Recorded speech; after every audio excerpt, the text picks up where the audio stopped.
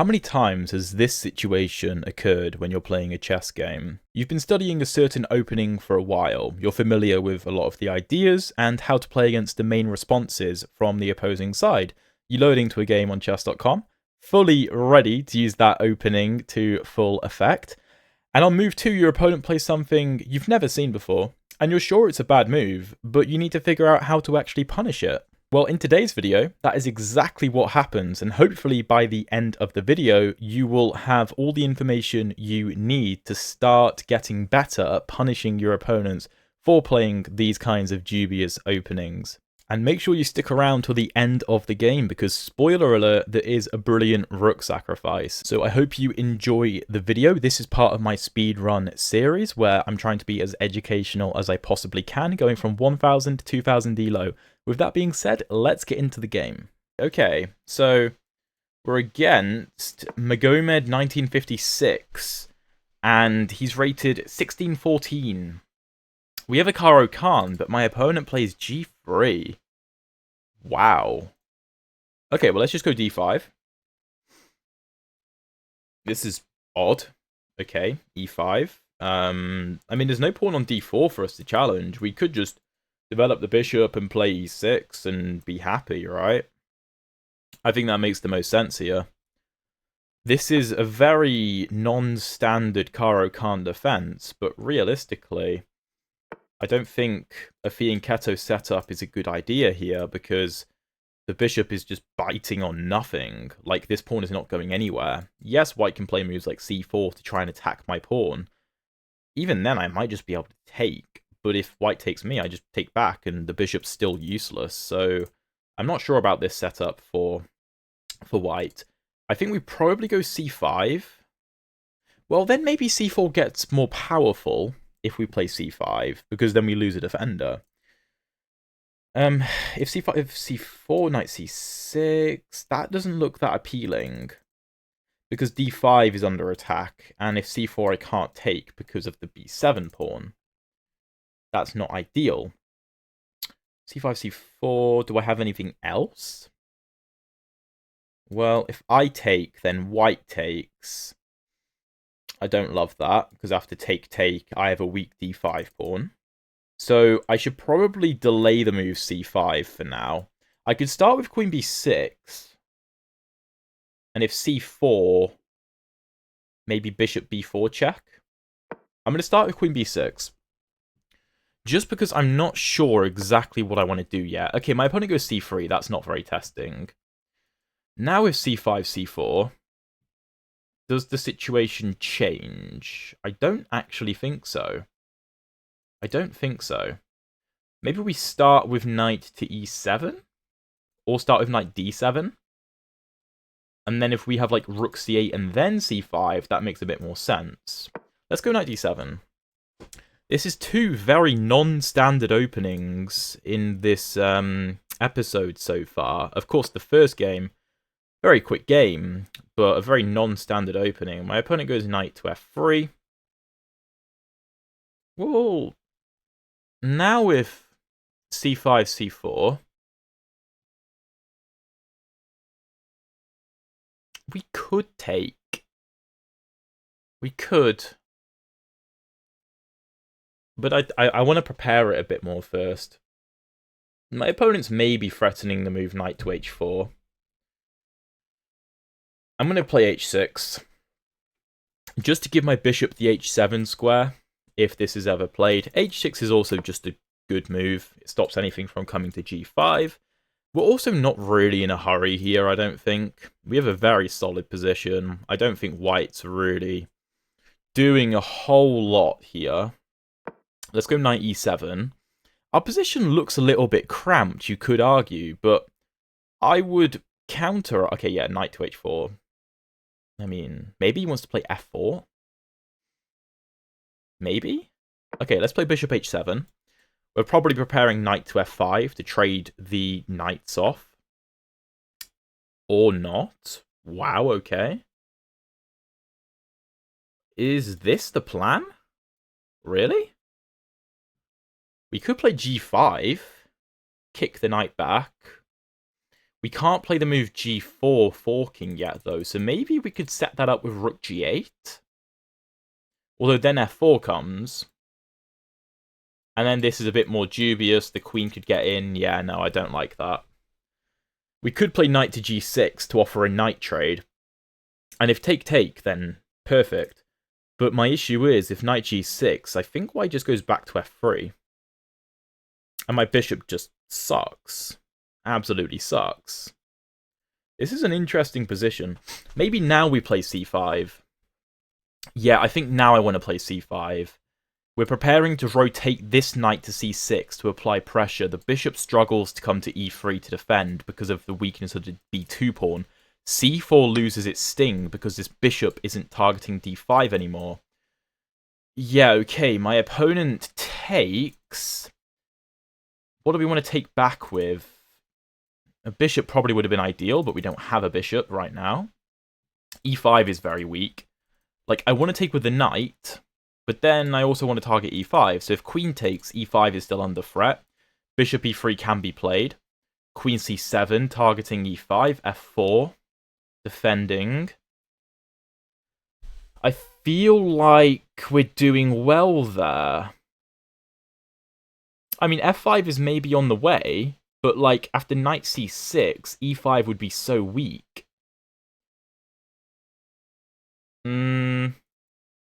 Yeah, I think we take with the queen.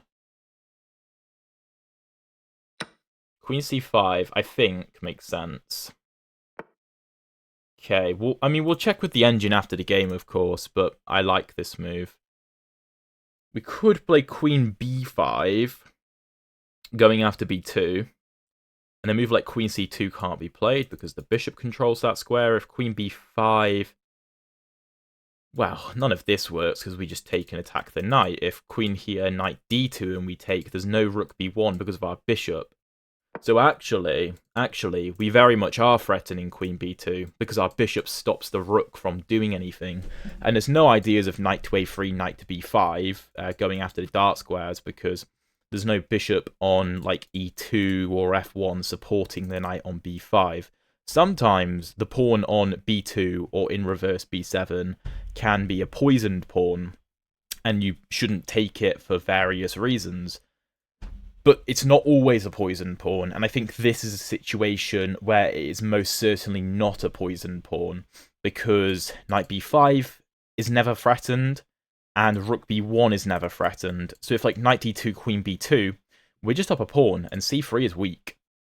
c3 is weak. Yeah, b3. Now we just take on e5, though. Yeah, we just take on e5, and then we're much better. Yeah, I don't really see an issue with that. Let's take. Knight takes e5. You could argue my pieces look a little bit, like, uncoordinated. I'm not yet castled. And to be honest, that is something I kind of struggle with in the Caro Kann. I sometimes leave castling a little bit too long. Like, maybe c4 could try and expose my king, but I don't think so. We just have rook d8. And if anything, we're developing with tempo. I mean, queenside castling shouldn't be ruled out. For the moment, it does hang a7. It shouldn't be ruled out, but I don't think it's necessary. I don't think it is at all. You could argue, well, white's attacking on the king side, so why don't you just castle queenside? But f4, f5 is never really a threat, especially because we're a pawn up. I mean, we control the f5 square very well. The knight and bishop are awkwardly placed here. Like, g5... g5 is now maybe a little bit of an idea. Maybe. I mean, knight f3, we do control the g4 square, but our knight is hanging in that variation, and I don't think that is a good trade whatsoever. Okay, bishop e5 doesn't do anything. I think just knight c6, right? Just knight c6. I think this knight makes by far the most sense to bring over, because I want this trade, right? This is a good trade. Let's do it. If my queen is ever attacked, well, this isn't a move because my bishop is now open, but let's say a4. I don't have to retreat. I can play a move like queen d3 because of my bishop being a long-range sniper. And if I get the queen trade there, then the game is basically over. Okay, rook e1. I can take. After queen takes, I don't have the check on f3 because the knight controls that square. I could play bishop d6, which might be more accurate. However, c4 worries me a bit because after I take, the bishop is exposed. So if I take here, if rook e5, let's say, then I just bring the knight back to c6 and attack the rook, and I mean, we're chilling. c4 is maybe a problem? But I think I just move the queen, and the rook is still under attack, so that should be okay. If knight here, queen takes, then we just bring the knight back to c6, right? Although we have knight to d3, which should be considered, attacking the rook, and it's very well supported. If I move like knight d3, rook e3, attacking the knight doesn't have an... Well, the knight has c5, but I can just take and bring the knight back to b4 if I want, and then we're maybe even threatening to go into c2. Especially if like rook c8 stops moves like knight c3. Very interesting. Now, I suppose we should be aware if a move like knight d3 is played, my opponent could try sacrifices and getting a queen to e5, sorry, to h5. Which admittedly does look a little bit scary. Admittedly, that does look kind of scary. If knight takes, queen takes, and knight to c5, then there's no sacrifices. The queen has to retreat, and we can play like bishop e7, and then sacrifices never work, and we're threatening to take the knight as well. So if here, I suppose pawn takes should be the move that's considered, because after we move the knight, it won't come with an attack on the queen. So let's say knight to c6. Then maybe bishop to e6 can be played. Pawn takes. If the queen comes to h5, it's a little bit scary. I think we probably have to go to like d7, and we're probably okay. But that might be a good source of counterplay for white. Very interesting position. Let me think a second. If here, maybe we can consider knight g6, which looks ugly, but I think the point is if take, rook takes, we have knight to e7, although that's really not great. I was more so thinking of stopping queen h5 from coming with a check, but I don't think it actually works. So maybe bishop d6 is better to avoid all of that and keep the rook closed off. I mean, you can play f4, but now I've got my bishop out, I don't think it's as bad. I know, this is difficult to evaluate. I'm trying to be as accurate as possible. A move like bishop e4 would be great, but like f3 is a bit of an issue. Yeah, f3 is an issue. Knight d3, again, that might be good. Because if bishop takes, we just take on e1, I think. Yeah, we just take on e1. So knight d3, rook e3, take. Yeah, I think that's the best line, I think. Maybe here. But I don't think that attack carries much for threat. Bishop e7 covers up in most of those lines. We could consider the move knight d7, which is a bit passive. But I don't think we should be quite that passive here. What else do we have? Maybe I'm overthinking this. Maybe there's an obvious answer, but I really don't want to mess this position up. No, I'm going to take on d4. I'm going to take on d4. Because I'm just thinking that bishop is the one that poses the most issues, I think. Just because it has a lot of pressure on my knight. Now, whether my opponent takes with the queen or the pawn, we will see what he chooses. If queen takes... if queen takes, then knight c6 comes with a tempo. So if, like, rook e6... Well, the queen can't access h5 anyway if it's on d4. So there's nothing. There's absolutely nothing there. So pawn takes, I think, is the most testing line for white if he wants to go for some sacrifices. If pawn takes... I mean, we could consider a move like g5, even. And if if takes, then the white king is exposed. But if anything, I think our king is maybe more exposed. Although we do have rook g8, bishop c5 going after f2, because the king will be on h1. If knight c6, and of course, if g5 knight f3, then we just take fianchetto castle, game over. If g5, I don't know. It seems unnecessary to be giving up a pawn like that. And I mean, our king it's okay, but it's not great. It's not great on e8. So, okay, knight c6. I mean, if we get the move bishop e7 and we castle, then we're sorted, right? We're absolutely sorted there. Maybe knight d3 now? But rook e6, f e6, queen h5, king d7, queen f7, bishop e7, knight g6. Well, no, then we take it. Maybe that's the best line. I just feel like the knight is not really doing anything on d3. It attacks the rook, but beyond that, it doesn't do anything. It just seems like a misplaced piece, right? I don't know.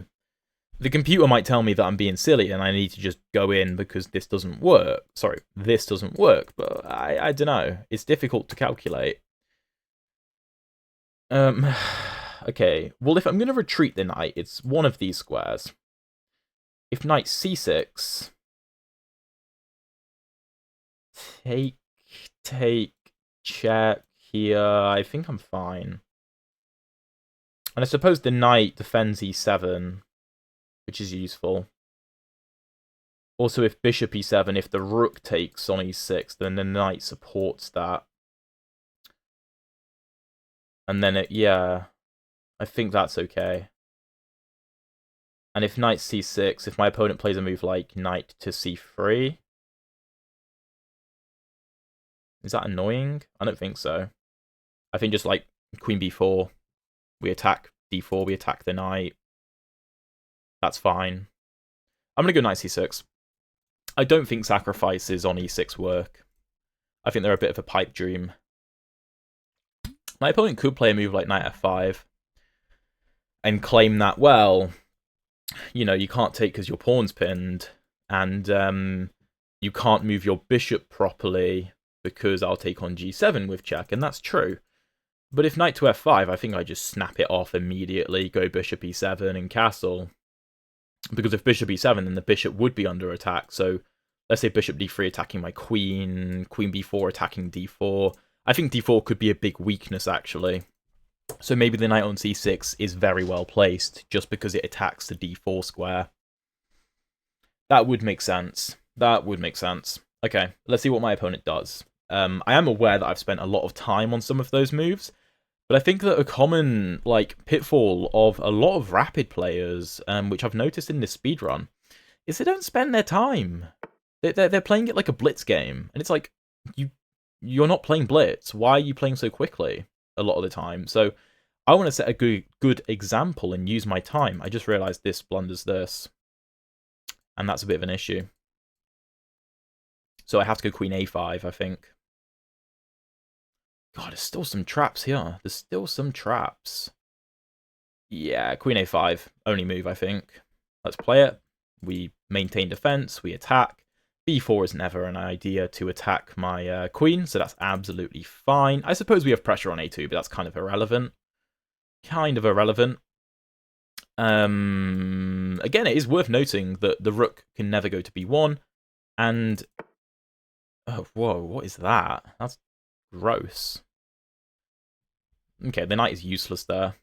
Absolutely useless. If it comes to c5, I can just snap it off the board if I want anyway. So I think bishop e7 makes the most sense. Because this is a threat. That is very much a threat, I think. I think it is a threat. And yeah, I mean, maybe a move like b5 there was good. Forcing the knight in so I could get the trade. But To be honest, I just want to keep the position simple because I'm up a pawn and d4 is weak, so d4 is probably going to fall as well. So I might as well be up 1.5 pawns here. Yeah, knight f3, that's exactly what I want to see. Now we just castle. The problem with knight f3 is it just wastes time. It also cuts the queen from coming to the king side. And it essentially secures my position because it doesn't do anything. I think what white has to do in this position is I mean, you have to be aggressive, right? You've got to be aggressive. Maybe a move like queen f3 or queen g4 is aggressive. And then if I do take and pawn takes, you go king h1 and rook g1 ideas. This makes it easier for me. I think I just take this. I suppose if you take with the pawn, then the pawn is a bit safer. But then b4, the knight has to go to b2. Sorry, b5, the knight has to go to b2. The knight's kind of out of the game, which is great. And I just go like rook c8 and take over the c file. And we also have a passed d pawn in that line. If taken rook takes, then bishop f6, and I think we're winning. We could play bishop to f6 immediately, and if take, then fantastic. But the problem is you have knight to d7 forking, and that is very annoying. So we're going to take the knight. I think rook takes loses immediately, pretty much. Because white is positionally lost there, I think. There's just nothing he can do. And after I play a move like b6, stopping the knight from coming in, that just looks like game over. Or even rook c8, actually. If, like, rook takes bishop to f6, let's say rook e3 looks natural. Rook c8, if knight c5, take, and I can take here. And then I'll win this pawn as well, and I'll be up 2 pawns with a completely winning position. So that's very nice looking. Very nice looking. Okay, awesome. Oh yeah, rook takes can't work. That can't work. Bishop f6. This looks fantastic. And these bishops are gorgeous. Absolutely gorgeous. This bishop's looking at a whole lot of nothing. If it was going to... Well, I actually think the sacrificing might have been the best try for white. But by not going for it, he has nothing. Yeah, let's go rook c8. I'm not concerned about this alignment. I mean, if here, I'm just up a minor piece. And my bishops are glorious, and this knight is horrific. So I'm not concerned about that whatsoever.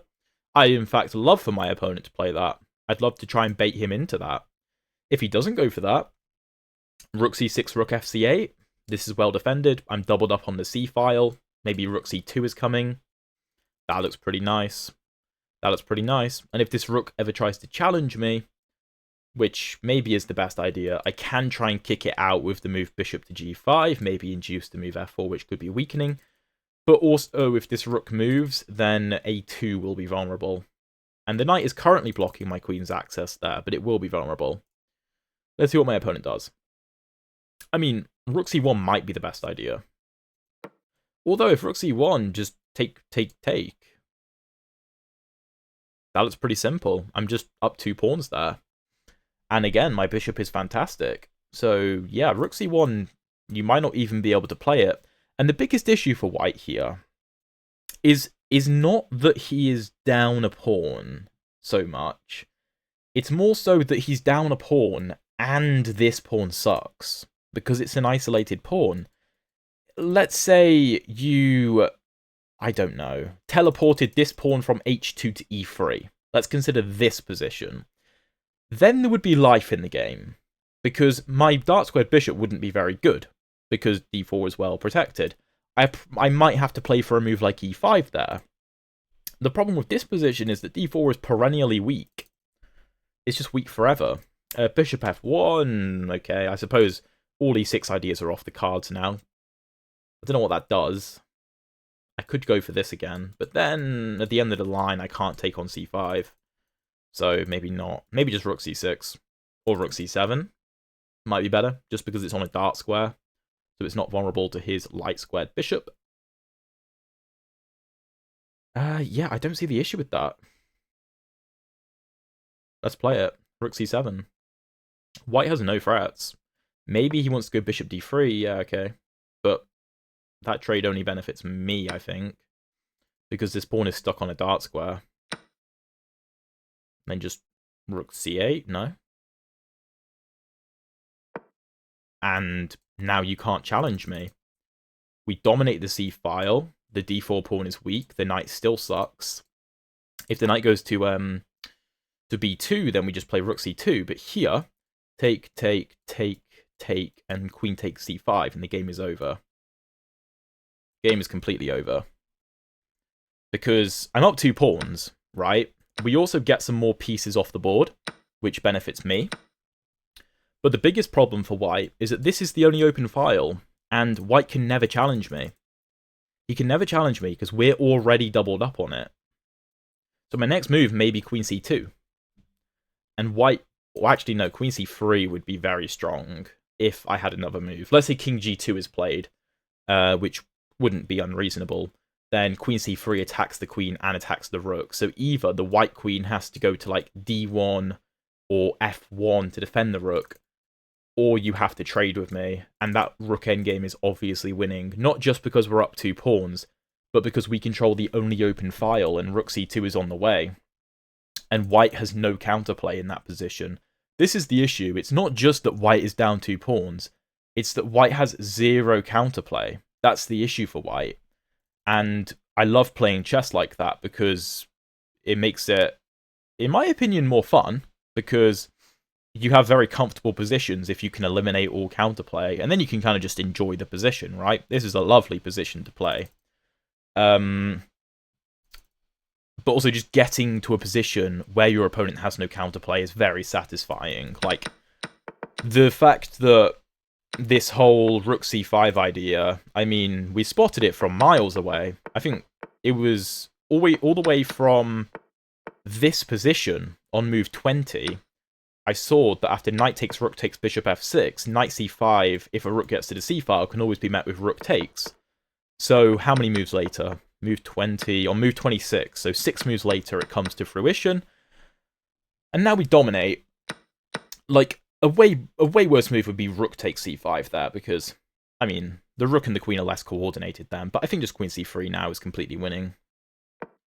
Queen c3. There's no checks on my king. My king's completely safe. My pawns are completely safe. And it's worse after the move a4, actually, because b3 is also weak. A move like queen d1, I suppose, defends this, but my opponent gives up his rook. Clearly, he didn't see that it was hanging. And now the game is obviously over. Now, I wouldn't play a move like rook to c1 here, because maybe this is annoying. And maybe white can set up some kind of perpetual. Probably not, but I think b6 is nice. And if queen d7, queen c3, queen a7... let me think. Maybe queen d4? And if here, check, if the king goes to the back rank, then rook c1 is game over. So if queen here, queen b7, queen e4, of course, f3 is met with rook c2 check, so king h3.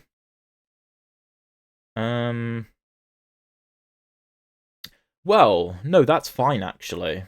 That's fine. Yeah, I'm going to play this, because the idea is, if I get my queen to the e4 square, then the king is always safe on h7, because there's never a check on this diagonal. So my rook can kind of do whatever it wants. For example, if here, and the king goes to h3, I can play a move like rook to c2, trying to take on f2 to cut the king's escape off, so that I can play a move like queen f5 check and force the king up the board. And if ever I get given a check on like b8, my king just goes to h7, and there's never a check on this diagonal. Again, we are up a rook and 2 pawns. I am well aware, but you don't want to blunder any kind of perpetual. Again, f3 might look nice because you're attacking the queen and you're attacking the rook, but just rook c2. And the game is over. If the king goes to the back rank, there's mate, and if the king goes forward, then there's also some kind of mate. So the king comes forward, which is kind of the only idea. I think we should play rook c2. Yeah, that looks like the best move. I don't care about my a7 pawn. These pawns look scary, but I mean, they're not getting anywhere. Because I will be mating my opponent long before those pawns do anything. I mean, simply if here... Oh no, I can't play that because the queen defends. Don't blunder the rook. Don't blunder the rook. If queen here, probably check. King here? That's actually kind of annoying. Maybe I have to go d4 to cut the queen's connection. Huh, I didn't even think about that. That's interesting. There's also some nice mating patterns if we can play queen f5, force the king forward, g5, king h5, and queen to h3 would be checkmate. That's a nice mating pattern, using the pawns surrounding the king to help. That's also quite a common one. It's also quite common with the king on g7, the king on h5, the pawn on g5, and a rook coming to the h-file to mate. Let's say a pawn's on g4. That's kind of common. I'm sure I've seen puzzles with that before. But okay, let's see what my opponent does. I suppose I understand the fact that he hasn't resigned yet, because technically the game is not over, but it's about to be. It's about to be. Yeah, I think just d4. I think just d4. I could start with king h7, but I don't see a need to. Let's go d4. The queen is defending the rook, which puts my mind at ease. Also, we could just promote the pawn. That's also an idea. So the pawn on d4 not only blocks this diagonal, but we could just push. Because like if white starts pushing with a move like a5 here, we just... No, sorry, we don't go king h7. We can just play a move like queen f4 check. And if the king goes back, then take here, take here. There's some kind of mate brewing, I'm sure. And if a move like b4 and we give what was the check? This check, and the king comes forward, then g5, king h5, and queen h3 would be checkmate. So yeah, I mean the position is completely lost. I like this from my opponent actually. That's a very smart move. He knows the game is over, but here I could blunder king h7. Giving the queen up with check and then losing my rook. It's a perfectly reasonable move to play, and I'm sure he will resign now. Because he knows the game is over, but sometimes people just miss that. And yeah, he resigns. I like that from my opponent, though. I really do like that. And that was a very interesting game. I haven't had a Caro Kann like that in a very long time. I would accept your rematch, but the episode would be way too long then, unfortunately. So I hope you guys enjoyed the two games, and let's get into the analysis. So we get 92.8% accuracy for that game, which is very good, and a brilliant move, and I'm sure we all know which move that was. But let's have a look. This is a very non-standard Caro Kann with g3, and the computer thinks that black is actually a tiny bit better here. e5 is played. We go bishop f5, which is the best move, just getting the bishop outside the pawn chain, going e6. And here the position is just... I mean, it's just perfect, really, because I think the only way white can fight me, really, in this kind of structure, is if the e-pawn is back on e2, because then he can build up ideas like d3 and e4, and c4 to strike in the center. With the pawn already on e5, not only is it a weakness, which we found out later in the game, but it can't challenge my center by going to e4. d4 is played. The computer does like c5, but I couldn't figure out what was going on after c4. I mean, the computer does like this, but I suppose if take, then after queen takes, the rook is hanging, and this can't be played because of bishop e4, so f3 would have to be played. cd4, if queen d4, yeah, bishop c... What's wrong with bishop c5? Why is this not suggested? I would play bishop c5 there, to be honest. Although the computer prefers knight e7. No, I would always play bishop c5, personally. Bishop d3 is kind of cool, though, hanging onto the pawn. And you can't challenge the bishop properly, either. This geometry between the knight and the bishop, where there's, like, one diagonal square between them, means the knight takes forever to be able to target that square. It takes, like, 4 moves. So, also a cool piece of geometry. But I go queen b6, which... the computer hates, but I wasn't sure about c5. My opponent goes c3. I go knight d7. Again, it wants c5, but I couldn't figure out what was happening in this kind of chaos. I mean, I suppose, yeah, this is defended, and just take is completely winning. I suppose I might have tunnel visioned a little bit and rejected c5 just because I didn't like it in the previous position, but here b7 is defended. Whatever. It's not a real opening what's going on here. So I go knight d7. Knight f3. Oh, queen a6 is strong, stopping white from castling. Interesting. h6 is still a good move. Castles. Knight e7, knight h4, bishop h7, of course, makes sense. Bishop h3 is an inaccuracy. My opponent is going the wrong way here, and c5 is the best move. I'm happy now the bishop is no longer on this diagonal. I am not concerned about c4 whatsoever, because I can just take. Or I can even take, because the queen supports this pawn. The game is very much in my favour now. So my opponent goes d takes c5. And I do take with the queen, which is the best move. I wanted to take with the knight, but I was like, well, e5 is not under threat now, and bishop e3 is annoying because it pins my knight, and I can't take on b2 because, I don't know, this is a bit dubious, right? This is one of the positions where this is a poison pawn. I mean, queen b3 threatens knight d2, which traps my queen. And I probably have to give the queen up. Or go bishop d3, like, this is way too convoluted. So queen c5, bishop e3. Queen b5 is the best move, okay. That is very nice. Although queen c7 is still good, but I go queen b5. And white goes b3, which I thought was a little bit in the wrong direction. I felt like you had to give this pawn up, because otherwise you just can't develop properly.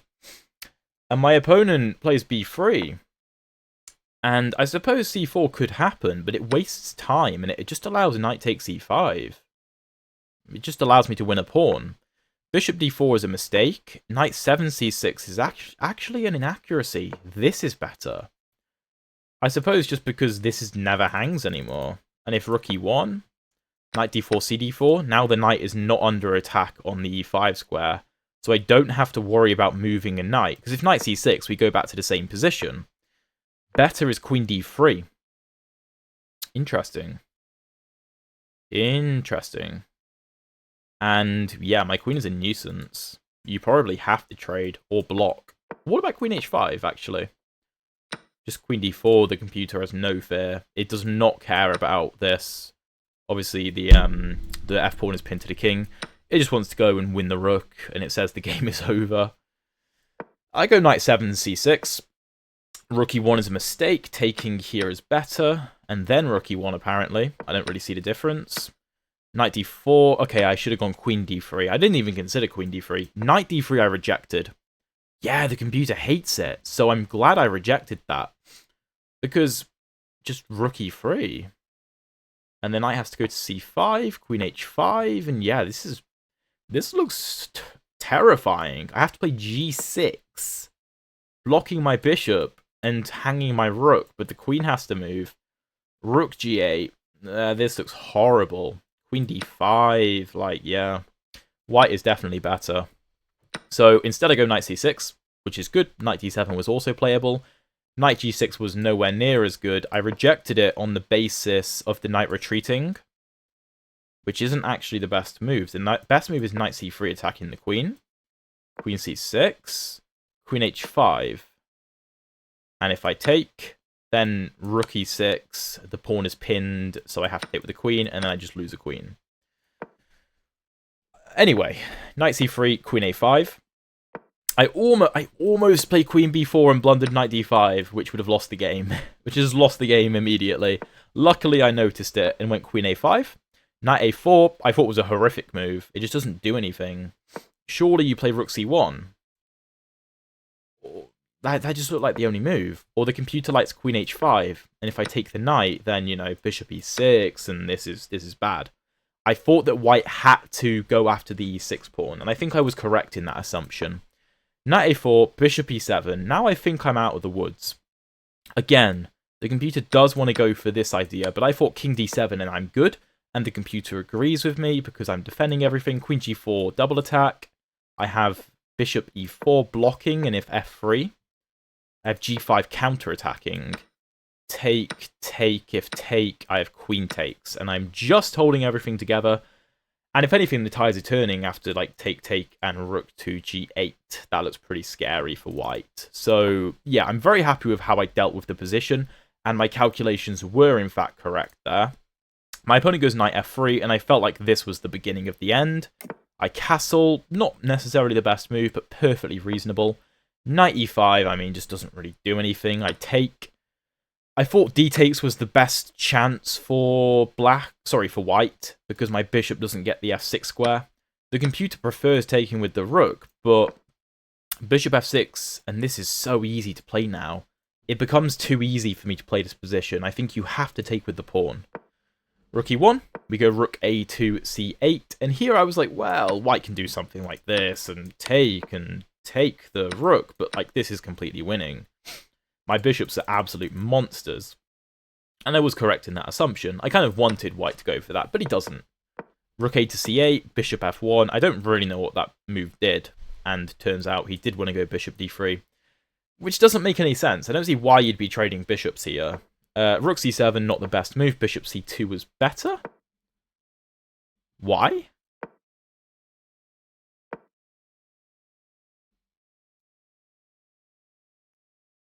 I don't understand that. What? The computer doesn't want to allow a trade of bishops?